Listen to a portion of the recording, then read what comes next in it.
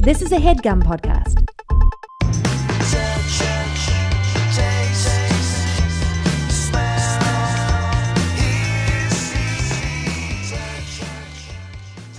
I'm going to give you your option to sit either in the chair or the couch. Totally up to you. I do that for everybody. You're not special, nor are you not special. Special? You're not, you're neither.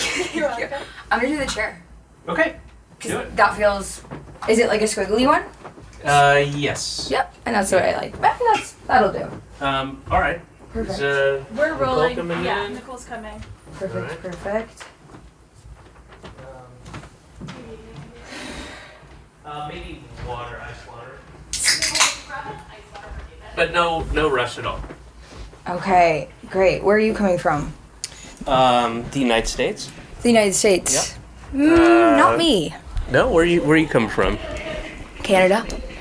Okay. But I live here now. You took the train from Canada? No wonder you had issues. Yeah, a little train from Toronto. Are you from Toronto? I'm from from this little town, small town, north of 2 hours north of Toronto, and then moved to New York in September. So I'm not that new, but I'm pretty new. I love Toronto. Yeah? Yeah, quite a bit. Have you spent some time there? I have, yeah. Mm-hmm. I was stuck during thank you, COVID. How precious is this table? Hey, this is plastic, guy.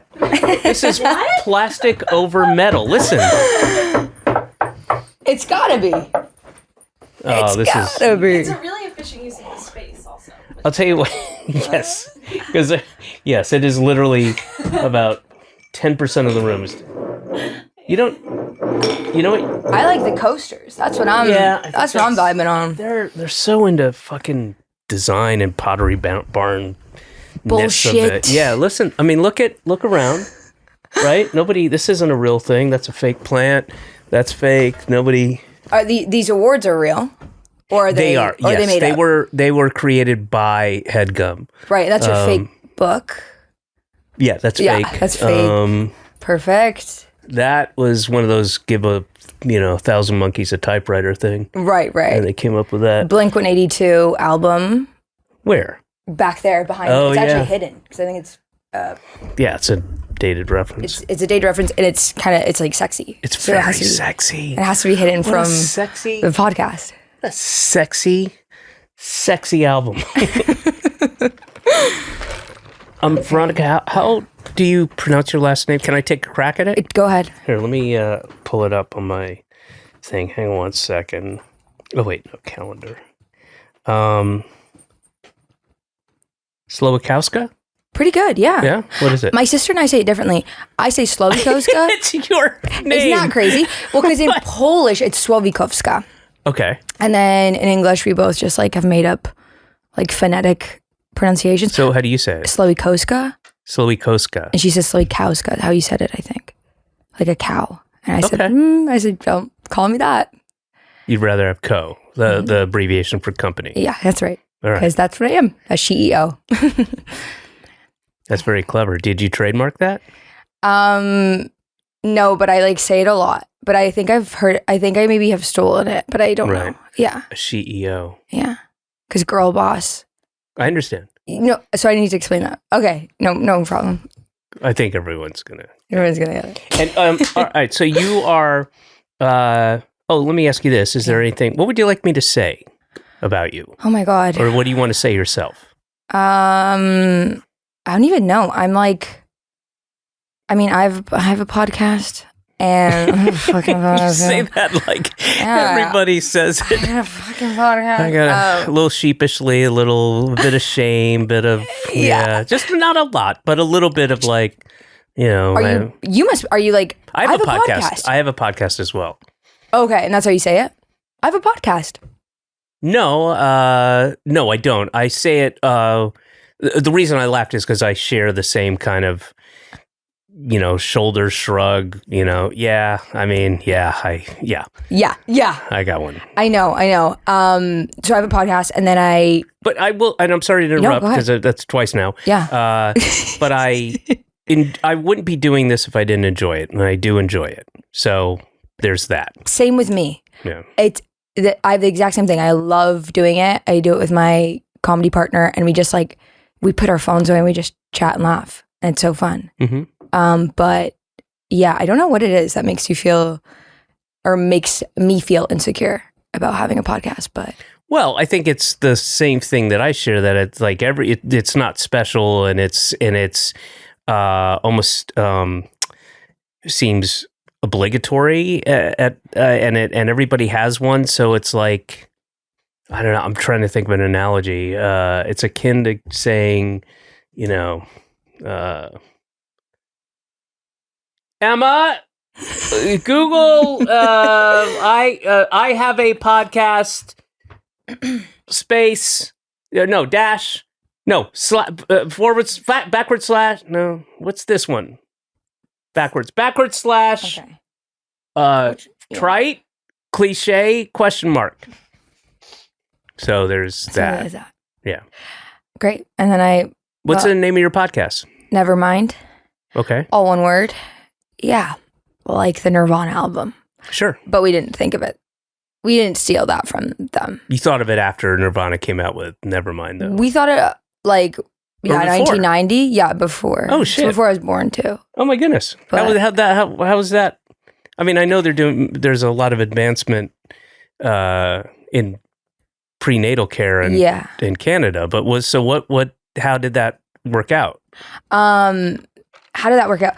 It was just kind of like it was just kind of like meant to be kind of thing, and then they took it after and ran with it, and since it's like a band and it's a podcast, so it's two separate things, so we never really like pressed charges or anything like that. Yeah, I don't know if you can press charges on that. Okay. I don't know how it works in Canada, but you wouldn't be able to press charges. I think. But I also want to go back to your Yes. explanation of how it came to be with. Wait, how did you describe it? It was meant to be. Meant to be. And so I don't know if that's really a scientific explanation. So okay. So in my no, I was gonna say in my I was in my Your dad stole it for you? Yeah, because I was part of my dad and part of my mom, kind of. More your dad.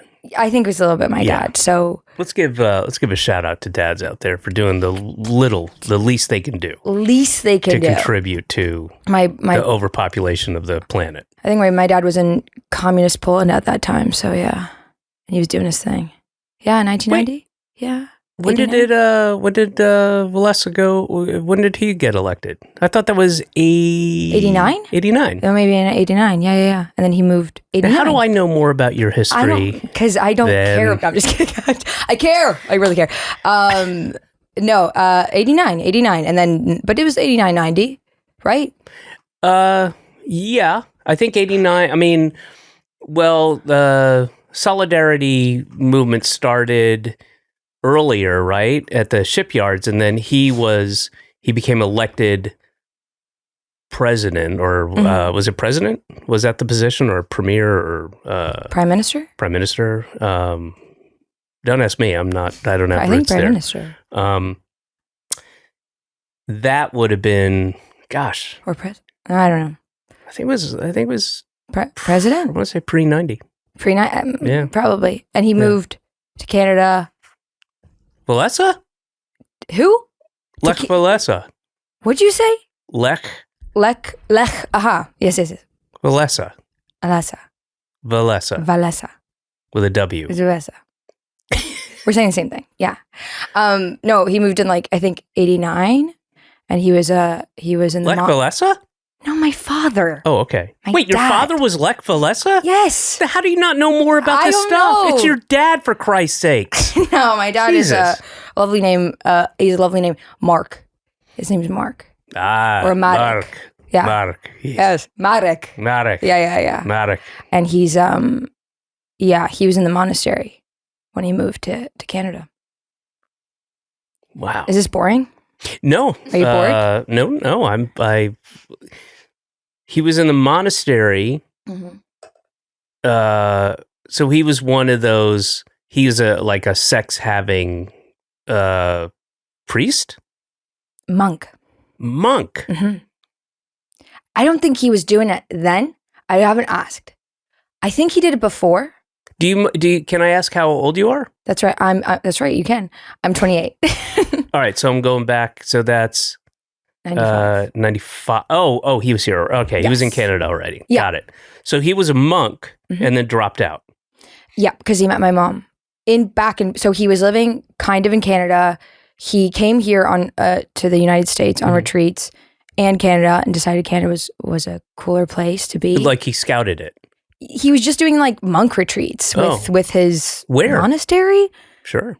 I think like Ontario. That's where he ended up. And where in the States did he? The States, like Buffalo or some shit. I don't remember, but around like he was really. Passaic or Where was it? Like retreats where you just like don't talk. Oh, those guys, yeah. Those kind of ones, yeah. So then what was it about Ontario that he preferred to wherever he was in the United States? Did he ever mention that? Yeah, I think just Canada in general. I'm so sorry he passed, by the way. You what? I'm sorry. No, it's okay. Okay. Thanks. And he chose Canada because so he was in the monastery. He's always been into like theology, but he's not exactly like Catholic or anything. You know, I don't know. I think he was kind of escaping the being in the army. Was the energy? Oh, hello. Yeah. Now we've come. Now to we're it. talking. Now we're talking. And so Now it's making more sense. Yeah. So he did that, and then came back to to visit his parents in Poland, and then met my mom, who is also Polish from the same town, on a sailing trip for 2 weeks, and then they just kind of fell in love, and then he convinced her to move. Like, wow, that's great. And does she have any regrets? Let's talk. No. Now, no. I think for a while there it was hard. Like she was 24 at the time, 23, 24. Did either of them speak any English before No. they? Wow. Yeah, and they did the whole thing, and like I guess you don't have to speak. It doesn't matter if you don't speak the language if you're not talking. If you're on a silent retreat. That's exactly it. So they didn't really talk for the first 4 years, and then they started talking after in English because they learned it. But no, so they didn't know English. Moved, and then they first did a like letters for like a year and a half, and it's kind of a beautiful story. And my dad was like, they were doing like long distance calls and whatever, and then he just told me this story where he didn't know if she was interested still, and my mom's best friend lived in Chicago, so he like did this kind of spontaneous trip to Chicago to talk to my mom's best friend to see if she was still like interested and down, and then she was, and then she moved, and then I was born like I guess. I gotta say your English is very good. Thank it's exceptional. you. Yeah. Thank you so much. Yeah. I was born in Canada. Yeah. You what? I was born in Canada. Still. Thank you. I didn't speak English even in spite of that. Thank you so much. Yeah. I didn't speak English till I went to preschool. Yeah, I did. I really didn't speak English until I was, outside of a handful of words until I was around 3-ish, Do you speak 3, 4. Do you speak another language? Yes and no. I'm sorry. Yes and I'm no. sorry.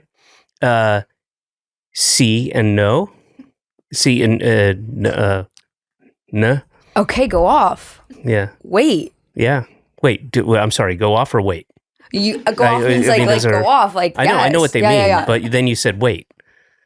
Like I was just like wait. Like wait a second. I heard. We all heard you. No, you said go off. Yeah. And I was And you were going preparing off. to, and then you said off. wait, so I stopped.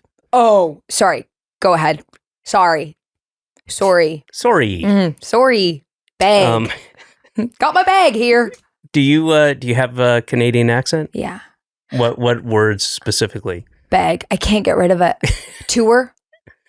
What's that? Tour. Going on tour. Oh, the little tour. That thing? Tour. I'm tour. going on tour. I'm a yeah. comedian. No, I go on it. tour. Okay. I didn't really catch it when you said that, but now I got it. Yeah, I got tour. it. What about loony? How do you say loony? Loony. How do you say toonie? Toonie. Hmm. Loony and Okay. Toonie. Yeah. Loony and Toonie. Like I feel like that's how. It takes a loony, eh? Like if you go to an old school dive bar and there's like a jukebox. I think it takes a loony, eh?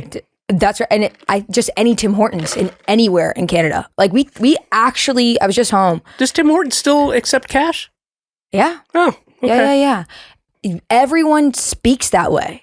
Yeah. Like I forgot. Now I go like with my friends who I've known since forever, and I'm like noticing how we have a full blown accent. And before I was like, yeah, fucking right. And now I'm like, no, this is real. Yeah, but the Canadian accent is so it's only applied to very certain specific things, and it's not like I'd rather hear any kind of Canadian accent than like harsh Midwestern, like especially like less with guys, but girls from Chicago, like hard, you know. Is that how they speak? Yeah, they're, you know, hey, you know, listen to this little guy over here, you know, like that's not good, but a woman, Right? But Canadian accents are somehow more pleasant to me. I mean, is it just because to my ear? Yeah, is it because Canadians are? Do you think we're nice, or do you think that's like a stereotype? I think it's a little both. I mean, I think Vancouver has some of the worst drivers I've ever, rudest drivers. And I spent 9.5 years in Boston, where people are not good, nice drivers. New York, LA, where they're just bad drivers, not necessarily rude, but Vancouver is some of the worst. When I drive in Vancouver, like that thing where people won't let you in. It won't let you merge. Yes. And it's just a weird aggro thing that you don't find. I never found that in Toronto. So I shouldn't say Canadian. Yeah. It's regional, I suppose. But I've only been to Vancouver once in my life. It's because it's so, I mean, obviously they're Canadian, but it's the same kind of, I mean, but like, yeah. But to me, I'm like, that's not my, like they go on hikes. It's the same kind of thing as like LA versus New York, the classic right debate. But like, I liked it was scary there. Everything was on fire, which was terrifying. And everyone wants to go on like hikes and like everyone. But everything in Vancouver was on fire. Well, no, but like there were a lot of forest fires at the time. When was this? This was 4 years ago. It's like every summer now. They have like really bad. Well, I know the big wildfires that affected us last summer. It was crazy. Yeah. I mean, it was to know that they were so far away and that it got to the point where you couldn't see very well. And it was like when you see those pictures of, you know, the pollution in Shanghai, you know, or Beijing shut down, you know, nobody was allowed out or whatever. It was like that kind of sky and you couldn't see, you know, buildings that you would normally see. And it was all like pink and orange for a couple days. It was weird. Oh, yeah. Like when you could smell it. Oh, for sure. And just to know it was so far away. It was when I was in this little town called Penticton when I was in BC, and it was raining ash. Like the day that I got there, it was like hell on earth. Have you ever seen raining ash? Never. Oh, they're good. They're good. Yeah. I saw them open up for 3 inches of blood. They're good. Oh, wow. Yeah. Great. Very good. What do they sing? Songs. Oh, okay. Yeah. Rock and roll ones. Rock and roll shanties. Shanties. Yeah. Okay. But with a rock and roll twist. I like that. Yeah, Well, it's fun. I'll listen to them on Spotify. But it's not raining as in raining the precipitation. It's raining like a king. REIAGE. Raining. Oh. Yeah, raining ash. And ash is ASHE.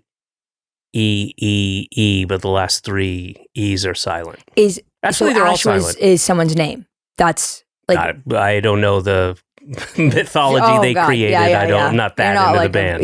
No, I saw them open up. Yeah. For 3. I don't know why you're pushing me on this. I saw them open up for 3 inches of blood. That's it. I enjoyed them. It was a long time ago.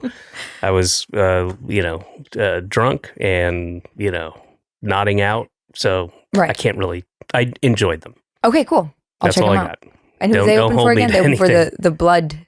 3 inches of blood. 3 inches of blood. Okay, cool. I'll check them out. That's I think I've heard of them.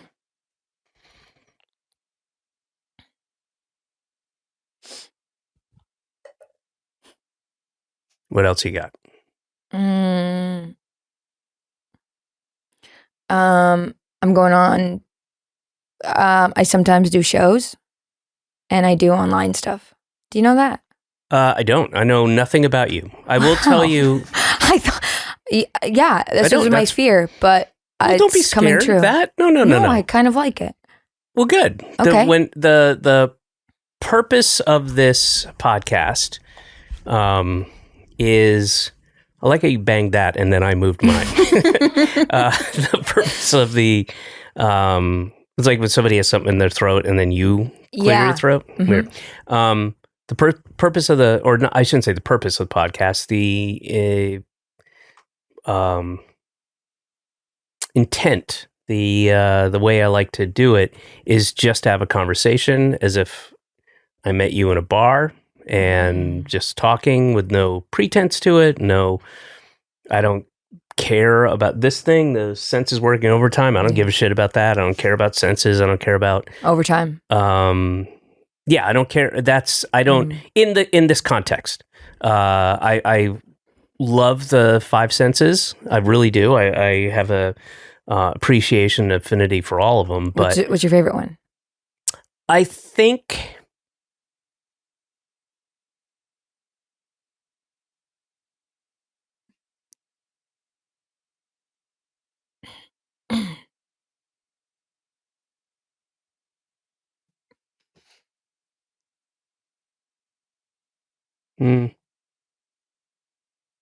talking isn't one. Let me think. I mean, it's hard. I guess if I were to put them in order, here's the thing. Mm-hmm. One of my favorite things to do is go for walks, especially walks in the woods. And the only sense I really need is sight. So I'll say that is my favorite, even though probably hearing, if I had to rank them all. But the idea that I couldn't walk through the woods. And listen, blind people, don't write in. All right, you got a thing that you mean your ability to walk. Okay, don't. All right, I can't. I know, I get it. All right, but that's the thing. I don't have that ability. It would take me several years after I lost my sight to be able to master that ability, and I just frankly don't have the time. So the point is, I just wanted to have a conversation. I don't want to, like, if we were at the bar at the Doubletree Inn, we had both done shows in Bloomington, Indiana, opposite parts of the city, town, yeah, and found ourselves there, and then just struck up a conversation, right, and just having that conversation. Great. So I get to ask you stuff too. Yeah, of course. Oh my gosh. No, this isn't an interview. Awesome. Yeah. If it was, I would say thank you so much, but no, you don't. We're not looking for what you have to offer, and then you could leave. Great. Because I know about you a lot more than you know about me.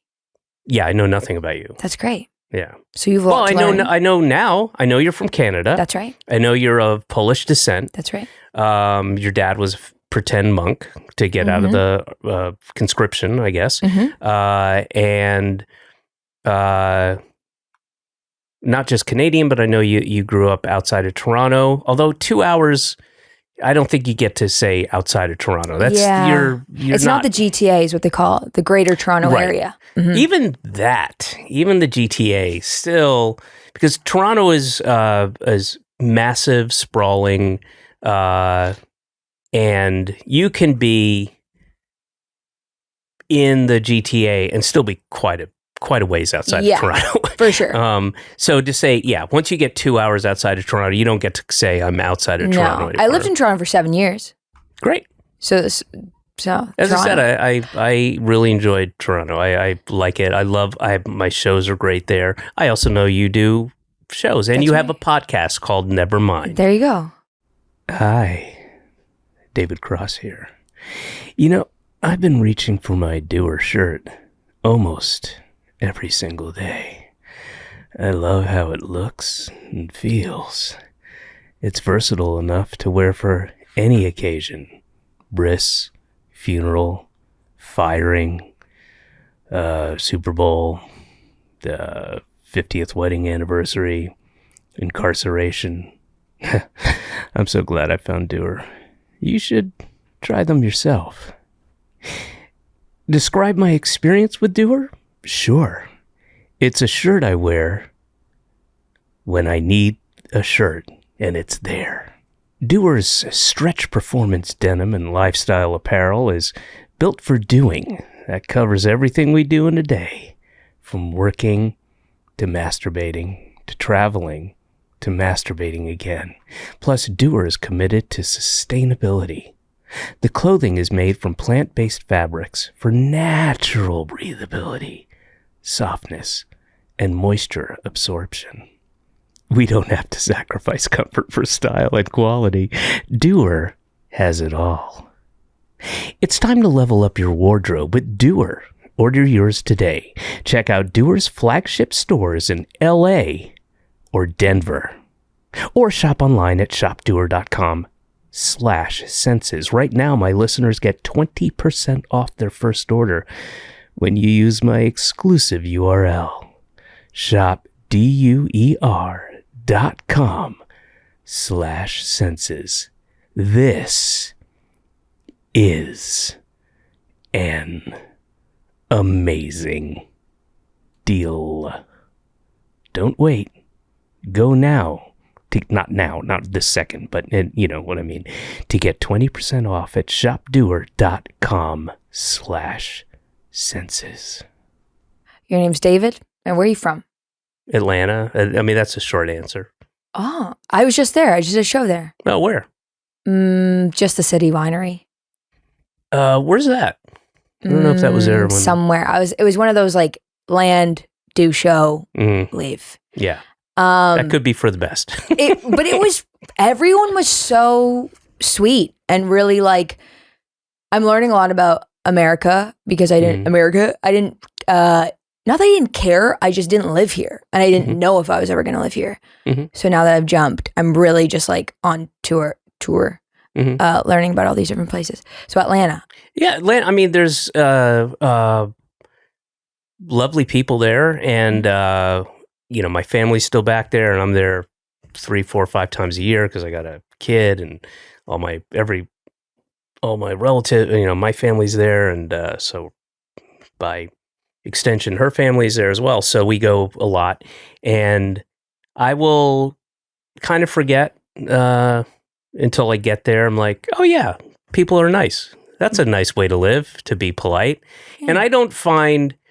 I think there's a misconception about New Yorkers that they're rude, and I don't think they're rude. No. I think they're brusque, and there's no fucking bullshit.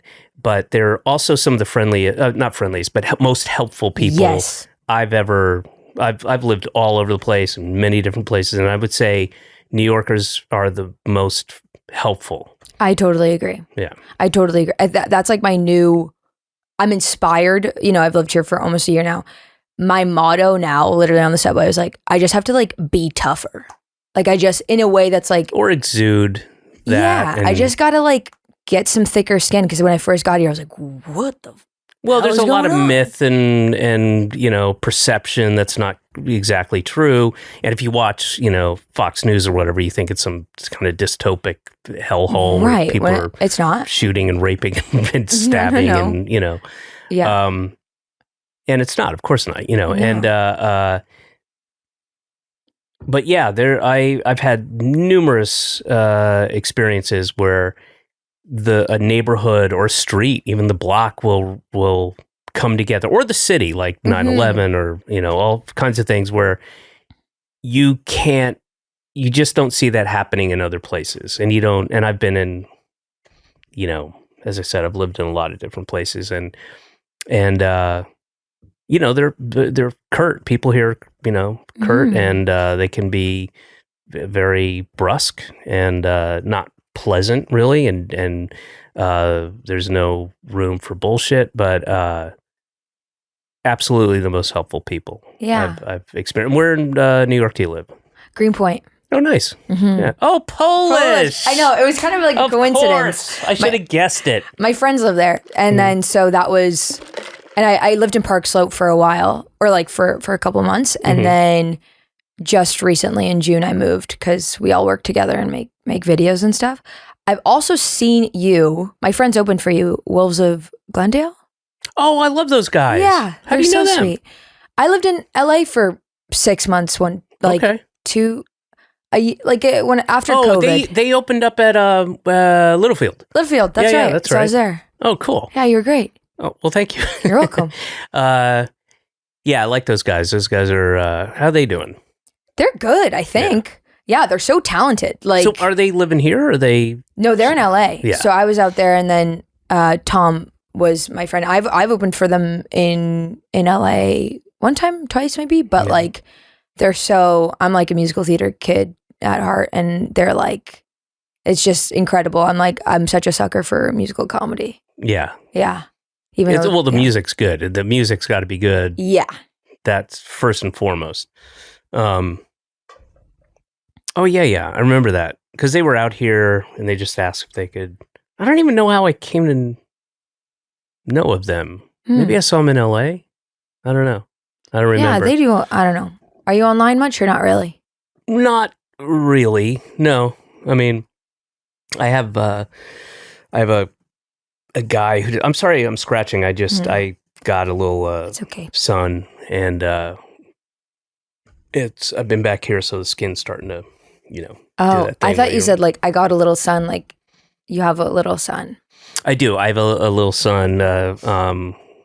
I mean, he's 17, but he's a dwarf, and I mean that's just the way I like to say it, so that it is confusing.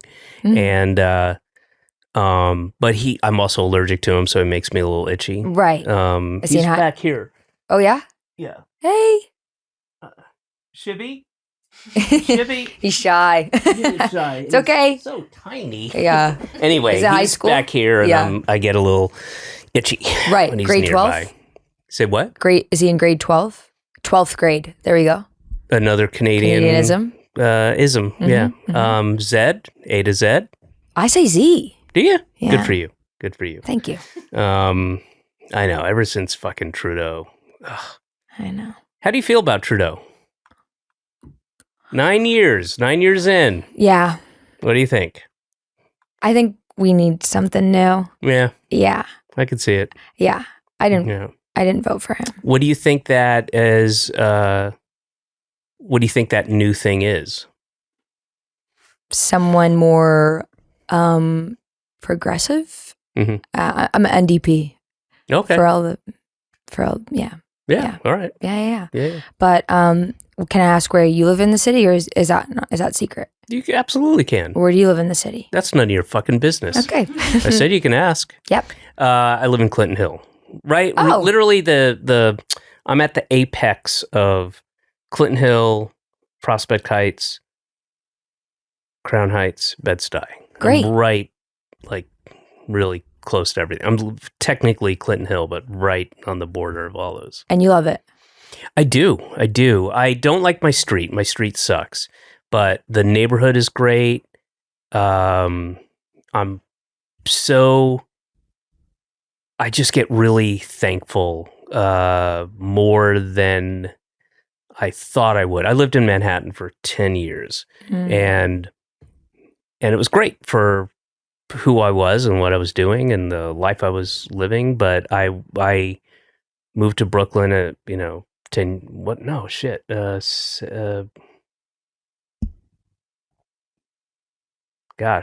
12 years ago, something like that. And,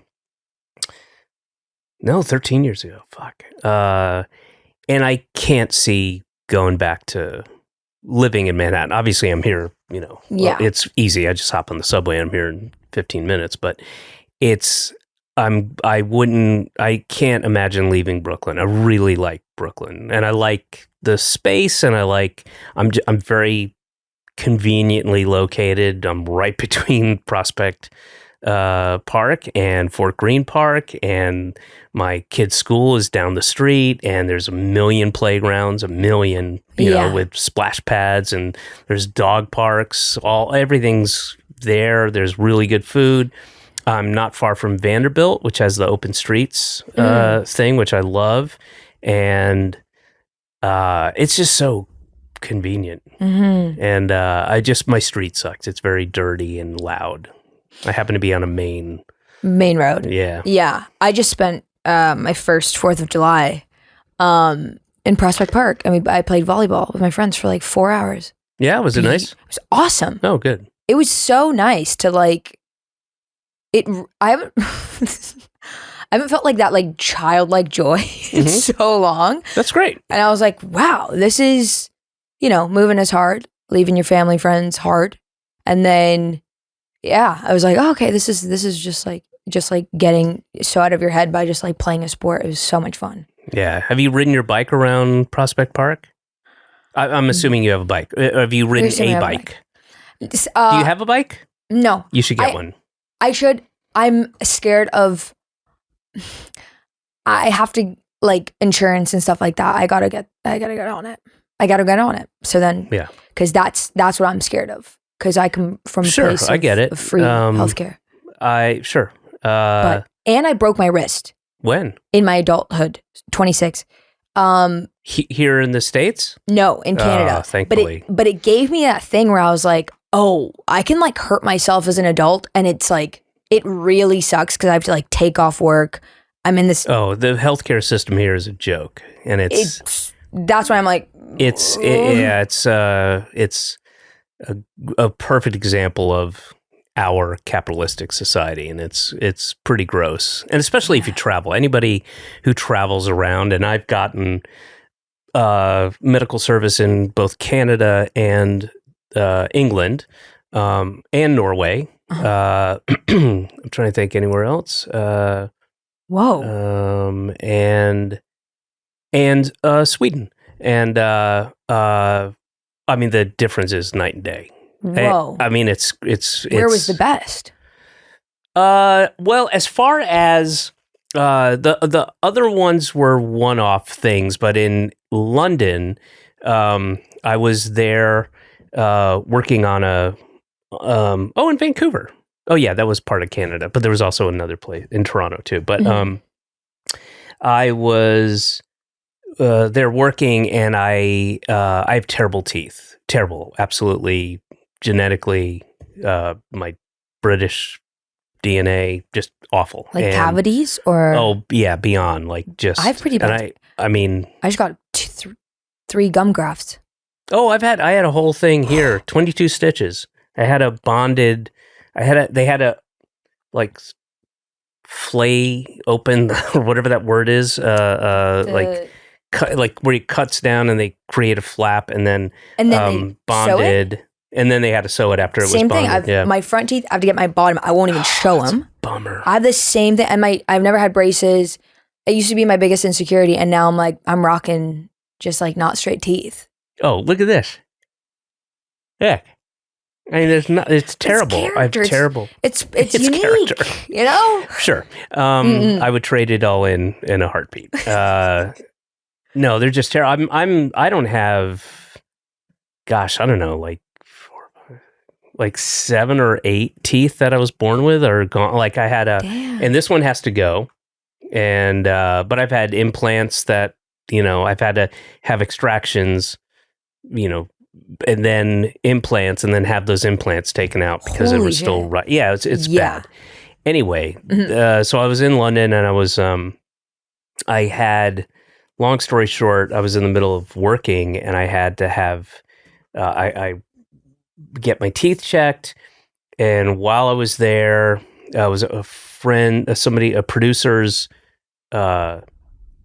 sister was a dental assistant or something, sent me to this place, made a little space, you know, created space in the time that day, went in, and while she's checking, because I had these minor aches, which I just sort of live with, and then while I'm in the chair, it's getting worse and worse and worse and worse. And then a pain that I can only describe is like taking a cold spoon and kind of smacking the top of your brain with it. Like it was Whoa. it was all inside, like deep in my head. Yeah.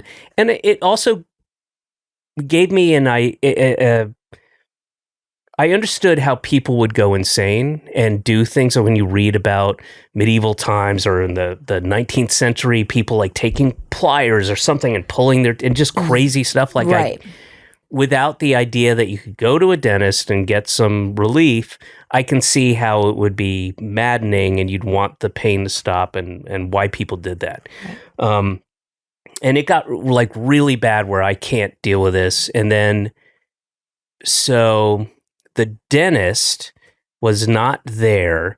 So they went, it was in this, what's it called? Bloomsbury, whatever. The area has a lot of dentists and doctors in it. It's a pretty nice area, little section of London. And there just happened to be a lot of dentists. So she left because the other guy was there. She was just seeing me as a favor. And I'm in like intense pain, like really, it's really, really bad. And she goes down the street to a dentist who was in the middle of a routine thing. Right. He came out of his office, came down the street, went upstairs, went to where we were, had taken some x-rays, and he said, "You need to have an emergency root canal right now. Right now." Holy I was like, okay.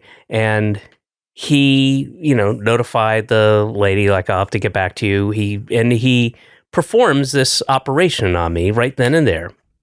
And, it took however long it took. And then he sort of stitched me up and I got some meds and a prescription and he gave me enough to get me through 10 days or whatever. Damn. And all this happened,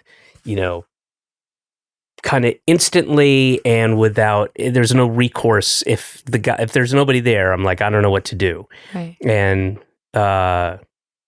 then after several hours, I went downstairs. He went back to his office and I got the bill. And I want to say everything, medicine included, was 63 pounds. No. Yep. Yes. Did you have insurance? Because you were on a job. It was just, I didn't need insurance. It was NHS. It was nothing. What? It was, so it was 63 pounds. I got everything except for, I got a temporary,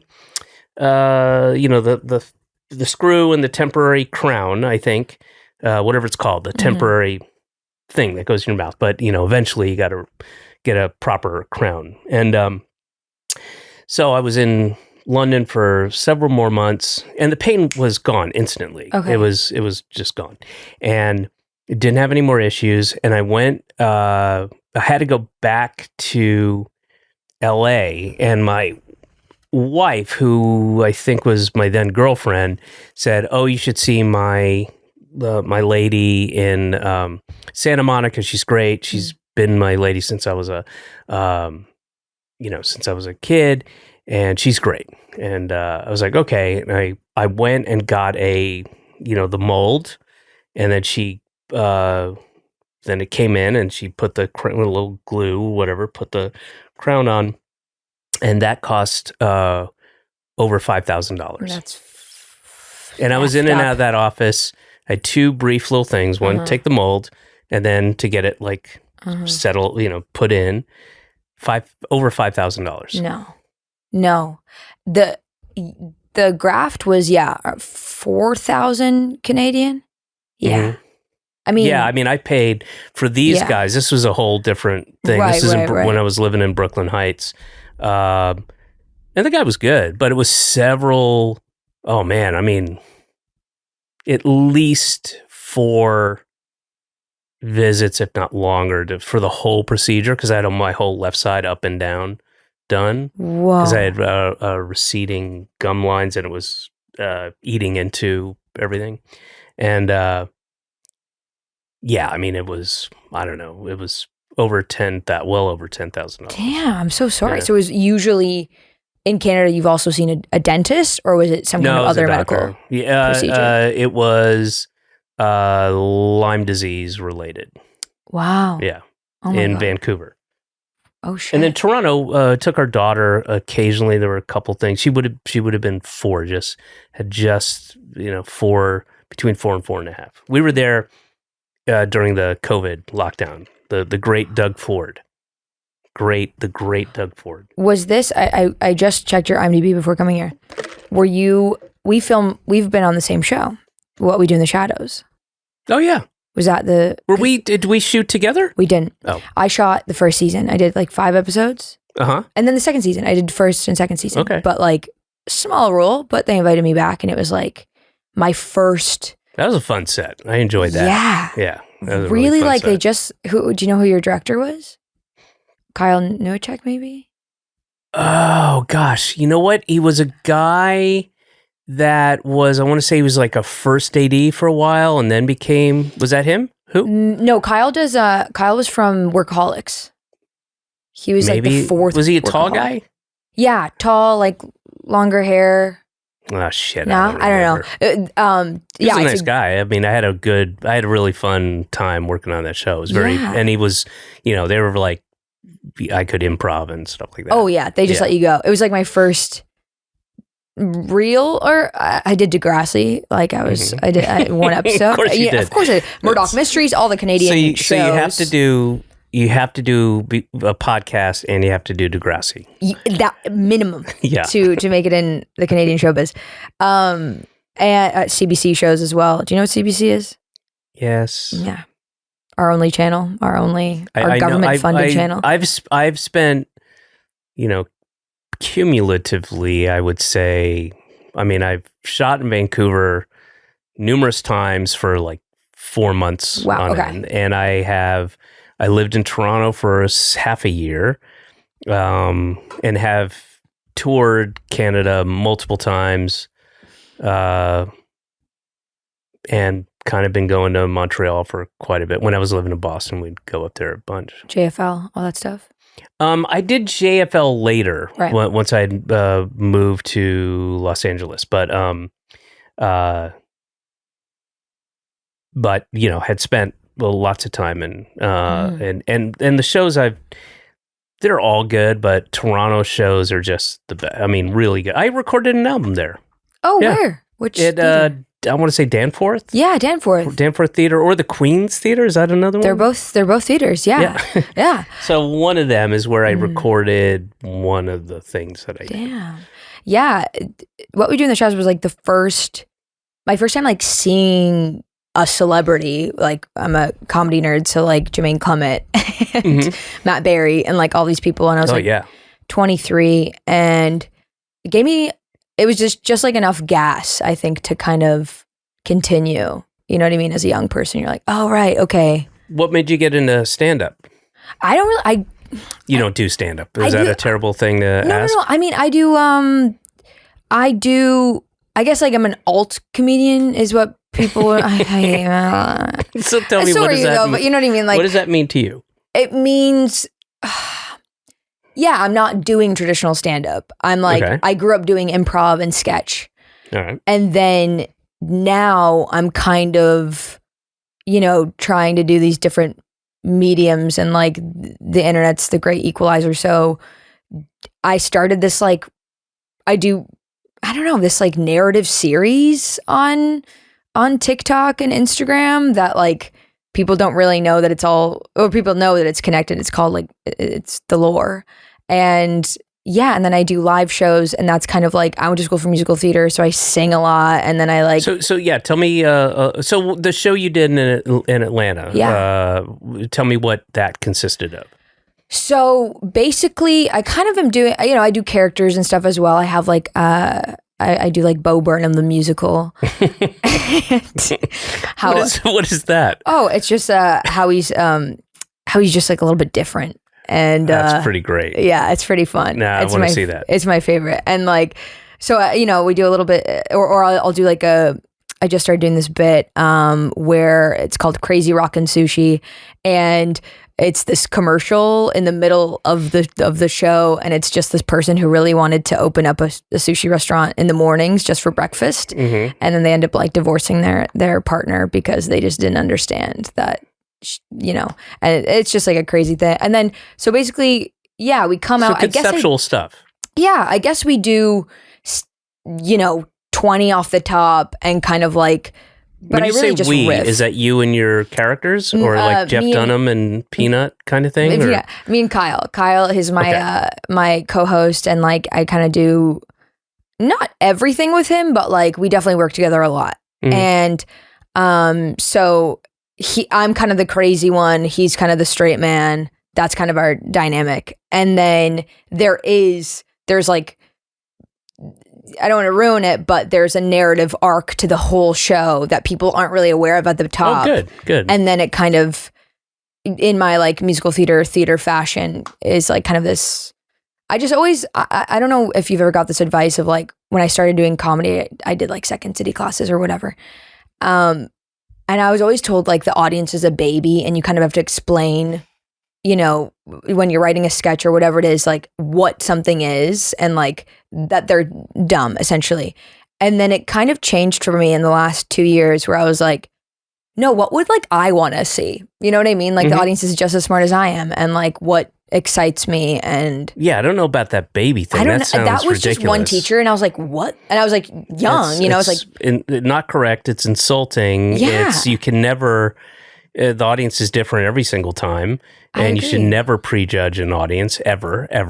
I agree. And sometimes you think an audience is going to be great and they suck. Sometimes you think they're going to suck and they're great, and you can never know. And to go into something with the attitude that they're a baby and that means, I mean, they're delighted at like shiny things and like little tickles, but you have to be very careful because they're still forming, and you can't like what to you is like a sensible tickle could really injure a baby, and you can't give them anything small and round to play with because they might try to swallow it and choke on it. There's a lot of potential. And you look at the idea of this life and you see so much hope and optimism in it. Yeah. But you also know, because you're older, much older than the audience and more experienced and have lived a life that the audience hasn't lived, that even when you can be jaded and like, we don't need another fucking audience in this world. I don't care how cute you are. Yeah. And then in the middle of interacting with this audience, they're looking at you and they just puke. They just vomit. And then, like without going, they just and who has to clean it up? We do. Yeah, they just spit up. Yeah. People will call it spit up, but that's being diplomatic, right? They're vomiting. Yeah. Yeah. Sometimes projectile, and fuck that audience. Fuck, and then I'm at the end, and I'm mopping that shit up, and I'm putting them to bed. You know what I mean? And that's what being a comedian is in 2024. Ugh. Alt comic. Alt. Like, It's an I'm just alternative. Like weird shit. It's alternative to what I do, which is stand up. But and here's the irony. Yeah, but some people, I think the art will attribute me to the beginning of the alt comedy movement.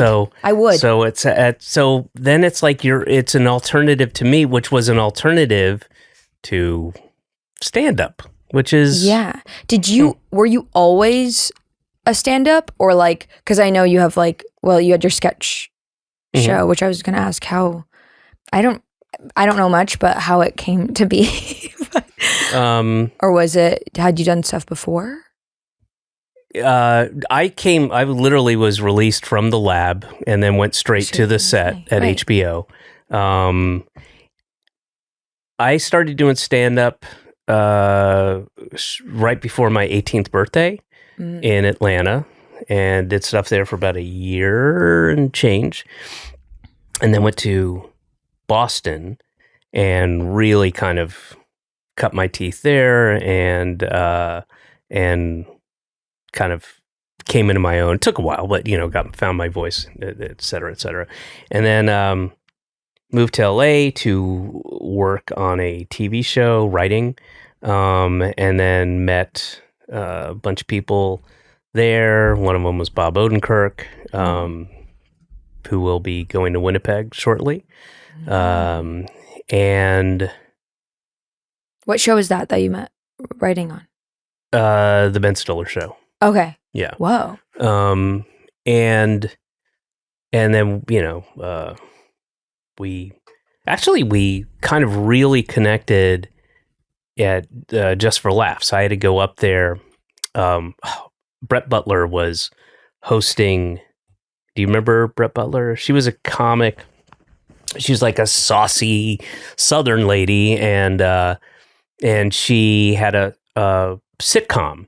This is back in the day when you would get a sitcom based on your act, Right. which was very prevalent and a reason why a lot of people went into stand up. And unfortunately, it's just like I know, I'll do stand up so I can get on a sitcom, with my name on it. And so she was on a very popular sitcom called Grace Under Fire, and then she was hosting the gala. And her agent was, I think we shared an agent or agency, and I got this offer for like $5,000 to go write jokes for her. I mean, that was a good chunk of money. Mm-hmm. I'll take it. And a free trip to Montreal, which I love. I love Montreal.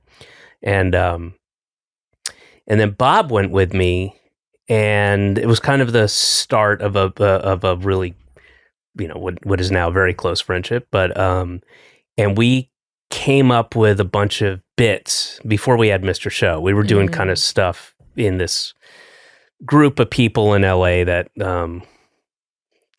alternative, quote, air quote, comics. And we were all doing these little shows with each other, for each other, with no idea about, let's get this on TV, just having fun.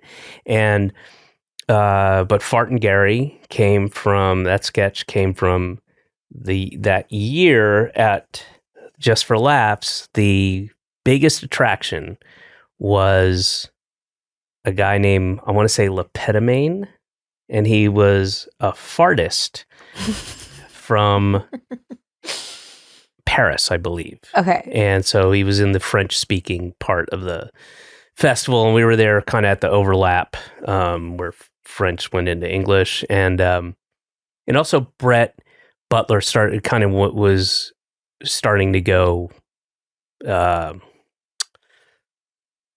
She was having issues, mental issues, Okay. and I was there for that. So it was that part of things was a debacle, and I want to say I don't know. I was let go, or she didn't do the show. Something happened. It was a long time ago. I don't remember, but it did not. I got paid, but it was like one of those weird things where like, what the fuck is happening? And she was just starting to go a little off, and I think she ended up, I believe she got help and is okay, but it was sort of the beginning, the end of her thing. But I want to speak out of school because I don't know exactly, but it was just weird. So I like found myself there, and I didn't really have that job anymore. I don't think anybody was hired at that job anymore. And, but I was still there. And so Bob and I were going to see shows. But anyway, this guy who was one of the biggest hits, and we watched audiences at a supposed comedy festival just dying about this guy who farted the French national anthem and farted happy birthday and blew out a candle on a cake, and people loved it, and it was really depressing. And then we came up with Les Ballons Sportifs, which was also based on something we saw at Just for Laughs, and there was another thing we did, and we just ended up but Fart and Gary was born before there was Mr. Show, was born out of Just for Laughs, watching the fartist. That's awesome. Yeah. I mean, was he a clown? He was like, I don't know. I would say so. You know what I mean? Like clowning I don't mean to degrade what clowns do, because they have a skill set I don't have, and they have to be physically fit. And this guy just farted. Right. He took in air. It wasn't even like gassy farting. It was just like would he talk in between? Oh gosh, I don't remember. I remember there was music. I don't remember. Yeah. And for my maybe a next little trick- bit, but there was like kind of a Do, do, do, do, do, do. yeah, there was a little mimish Yeah. arch kind of body Damn. movement thing. I just had a huge bomb the other night. A huge bong? Like a bomb. Like I bombed at a show. Oh, yeah. Yeah. Fart I would at a show. imagine when, with what you do, when you bomb pretty hard. Yeah. Yeah. Because I don't like, basically when it goes that way, first off, what reminded me of this was, it was a magic show. And they're so like, magicians are kind of, they're telling jokes. They're stand-ups in their own right. Mm-hmm. And Performance. so impressive. Like, I was like, yeah, I'll do this magic show. Like, my mind was blown, and just like, I was like front row, like sitting, because I was like, okay, I'll watch a magic show. And then slowly I realized, I was like, oh my God, this is so not my audience. They are not expecting some like awkward girl to come on and like throw on different wigs, and like, it's all part of it. You know what I mean? Like, I like my favorite comedy is people really trying and like falling apart. I think that's like just so interesting and sad and they're hilarious. Sure. And that's what I do. So, yeah, I like went up there, started doing the bow thing, and quickly realized no one knew. No one knew. Yeah. That's a very insider baseball thing. Yeah. But then I do it like, my Brooklyn audiences, and like, Sure. oh, Union Hall, I did it the night after. Yeah. Oh, killed. Yeah. Well. And then like, and it just was, and then I did like at the end like this like Charlie XCX bit that I had yet to practice, and like was truly. And they're not going to know. Oh, I was fumbling, but then I just was like, okay, take your time and really like sit in. And I was getting more laughs in the like awkwardness, me falling apart kind of thing. And it became like a new set. But anyways, I was like, wow, of course, hire like this weird comedian in between really impressive magic. Like truly our minds were being blown. And then I went up and I was like, nah. Yeah. Anyways, but it felt, do you bomb ever?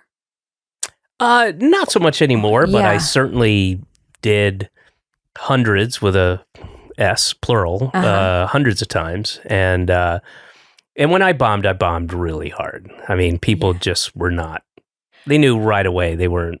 Because you know in the first 20 seconds. Yeah. And then you're kind of like. Unless you've got a specific setup where you're going to right. mislead them or something. But yeah, when, yeah, it's not like I bomb anymore, but I certainly have offsets. That's for sure, and that's probably never not going to happen. Just where it's a combination of different things. It's usually one of three things. It's either my fault, or just the audience, or the venue combination of things. And you never know. And I'm pretty good at owning up like, nah, that was me. I didn't do what I should be doing, and I should have corrected, and for whatever reason I couldn't get it going, and that was me. Sometimes it's the audience, and you just know quickly, like, this is not going to be fun. And then if you do know that, then you're just having fun. And I've always, I pride myself in being professional and delivering the set that people paid to see, and I'm not altering it, not giving up, and I always imagine whatever shitty show I'm at, if it's a shit show, there's a kid that I can't see up in the balcony, 17 years old. This is his or her first comedy show. They like me. They saved up their money. I always I'm performing to that kid, whether they're there or not. In my head, they're there. Wow. Because I was that kid at one point, Yeah. And but yeah, like you just have those unfortunate off nights, And again, sometimes it's me, sometimes it's the audience, sometimes it's a combination. The moon. Yeah. Tarot. Right. I get a reading For every show. Before the show and in the middle of the show. Let's take a break. I'm going to get my cards read. Right. And then I run off into the wings and have the cards read. And then I come back 10 more minutes, have my cards read again. Right. And I go, are you sure? Let's do it again. Yeah. And then come back. And then before I close, let me one more, to be absolutely sure, I'm going to have my cards read. And then I come back. And then if there's an encore, for the encore, I have my cards read. Great. Again, in the wings. But well, that's what you have to do. I mean, have to? The pros. Right. The pros. Oh, are you not pros, Prose, pros. The pros and cons. The pros and cons. Oh, I see. Yeah. For the if you want to have a pro night. Yeah. Rather than a con night. Right. Like pro set rather than con set. Right. Veronica, I thank you for coming on to this podcast and let people know where they can access you. Sure. Thank you for having me also. Hi, everybody. My name is Veronika Slowikowska. You can find me at... Veronica what? Slowikowska. Okay. Veronica with a K underscore is cool. And you can find me on Instagram. You can find me live. You can find me on TV. And you can find me sometimes in Canada, sometimes in Greenpoint.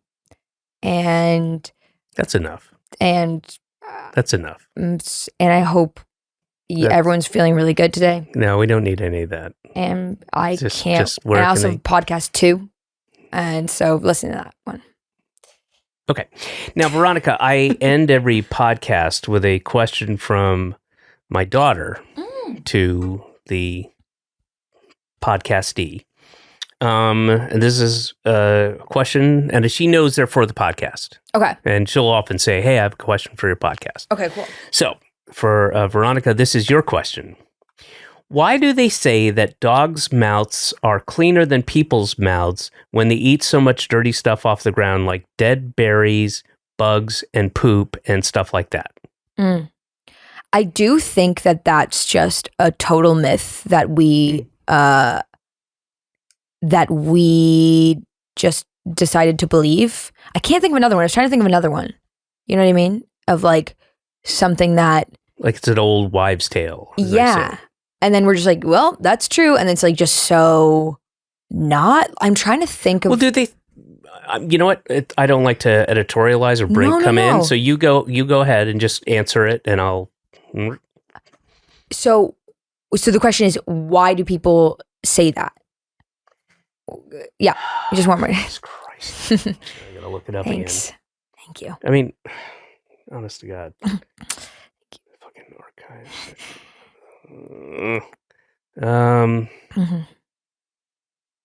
Why do they say, why do they say that dogs' mouths are cleaner than people's mouths when they eat so much dirty stuff off the ground, like dead berries, bugs, and poop, and stuff like that?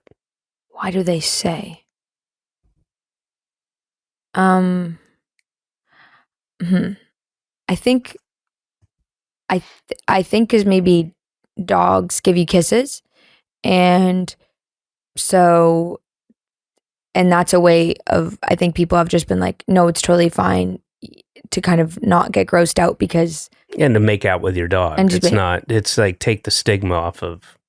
that shit. Making out, petting too, with your dog. Right. But full on like French kiss, open mouth. And it's not like that. It's just like... It's also kissing. It's a sign of affection. That's right. It's love. Not anything that needs to be taken out of context. It's just you have a dog and you love that dog. Okay. Well, there's the answer. Yes. All right, Veronica, thank you so much for coming down. Thanks, it was a pleasure. A pleasure. All right. That was a Headgum podcast.